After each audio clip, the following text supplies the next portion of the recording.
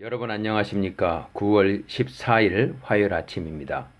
오늘은 여러분과 함께 마가복음 4장 1절로 9절 말씀을 중심으로 씨 뿌리는 비유라는 제목으로 말씀의 은혜를 나누기를 원합니다.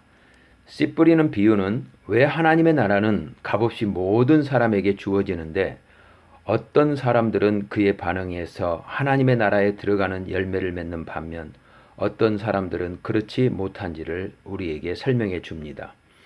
네 가지 씨가 등장하는데 길가에 떨어진 씨는 새가 와서 먹어버립니다. 유대교에서 새는 사탄의 세력을 암시하죠. 바리새인들은 마음이 완악하여 말씀을 받아들이기를 거부하고 오히려 배척합니다. 자신의 죄가 지적받을 때 분명 맞는 말인데 되받아치고 싶은 마음이 일어나는 이유는 바로 우리 안에 완악함이 있기 때문이고 그 완악함을 바로 사단이 우리 마음을 사로잡고 있을 때 일어나는 것이죠. 돌밭에 떨어진 씨는 말씀을 들을 때 기쁨으로 받지만 뿌리를 메마르게 하는 강렬한 해가 일어나면 넘어지는 자를 가리킵니다. 해는 박해와 핍박을 의미하죠.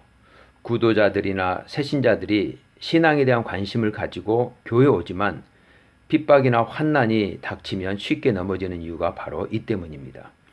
가시떨기에 떨어진 씨는 말씀을 듣지만 세상의 염려와 재물의 욕심이 막아 결실에 이르지 못하는 사람을 가리킵니다.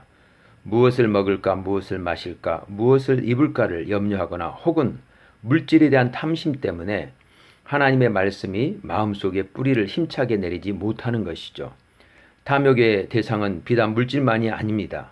성이나 권력도 막강한 대상이죠. 리차드 포스터는 돈, 성, 권력 이 세 가지를 가리켜서 우리 시대 영적 지도자가 가장 경계해야 할 대상이라고 말한 바가 있습니다. 반면 좋은 땅에 떨어진 씨는 30배, 60배, 100배 풍성한 결실을 하는 사람을 가리키죠. 씨 뿌리는 비유는 마가복음 1장부터 3장에 걸쳐 소개된 예수님의 복음 사역에 대한 세 그룹의 반응을 잘 설명해 주는 역할을 합니다.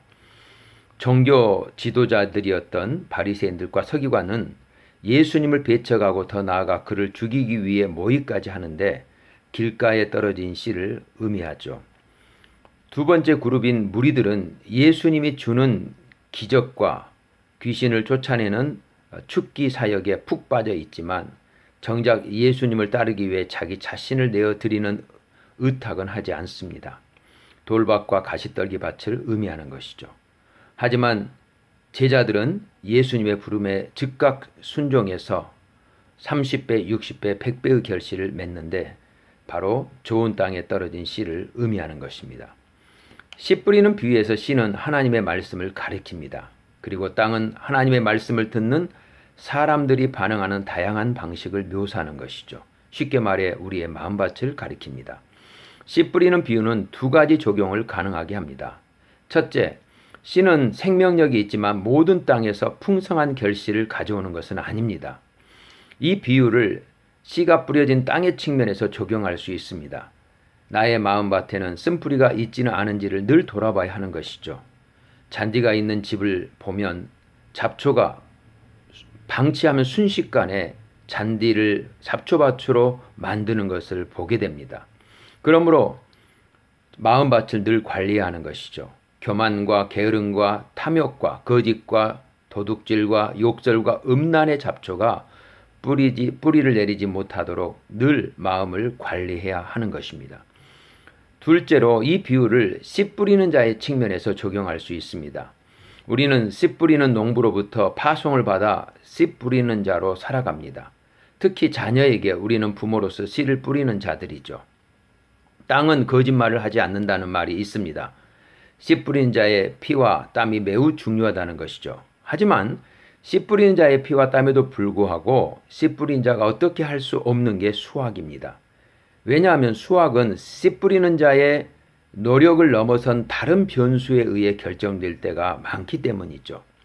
씨 뿌리는 자는 역할을 감당하지만 단지 수확에 있어서는 일부분일 뿐입니다. 풍성한 수확은 제3의 요인에 의해 결정될 때가 많습니다. 그것이 바로 여러 종류의 밭이 그것을 의미하는 것이죠. 하나님만이 아시는 요소가 있습니다. 그러므로 우리는 씨 뿌리는 자로서 씨를 뿌릴 때 수확과 관련해서 오래 참고 인내와 끈기를 가지고 씨를 뿌려야 하는 것입니다. 오늘 한날을 살면서 씨 뿌리는 비유를 통해 주시는 하나님 나라의 원리를 가슴에 새기며 우리의 마음밭을 성결하게 가꾸면서 동시에 우리가 씨 뿌리는 자의 측면에서 우리의 마음속에 잡초가 자라나지 않는지를 돌아볼 뿐만 아니라 우리가 씨를 뿌릴 때 그 수확과 관련해서 제3의 요인이 결정한다는 사실을 기억하면서 인내와 끈기를 가지고 하나님의 은혜를 간구하면서 씨 뿌리는 삶을 사는 은총이 저와 여러분 가운데 있게 되기를 주의 이름으로 축복합니다. 감사합니다.